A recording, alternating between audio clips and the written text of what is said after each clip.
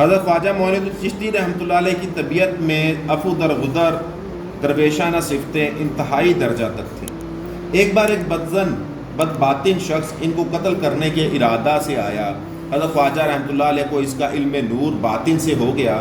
وہ شخص جب نزدیک آیا تو بہت ہی اخلاق سے پیش آئے اور اپنے پاس بٹھا کر فرمایا، جس ارادہ سے آئے ہو اس کو پورا کرو۔ یہ سنتے ہی وہ شخص کانپنے لگا، سر مسجود ہو کر عاجزی سے بولا کہ مجھ کو لالچ دے کر آپ کو ہلاک کرنے کے لیے بھیجا گیا تھا۔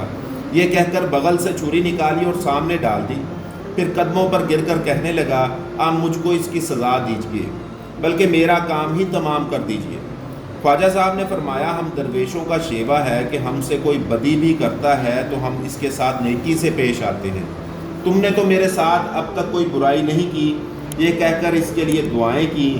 وہ شخص بہت متاثر ہوا اور اسی وقت سے خدمت میں رہنے لگا۔ حضرت خواجہ رحمۃ اللہ علیہ کی دعاؤں کی بدولت اس کو متعدد بار حج کرنے کی سعادت حاصل ہوئی۔ اسی مقدس سرزمین میں پیوند خاک ہوا۔ کاملین کے ایسے بے شمار واقعات سننے کے لیے ہمارے چینل کو لائک کریں، سبسکرائب کریں۔ بہت شکریہ۔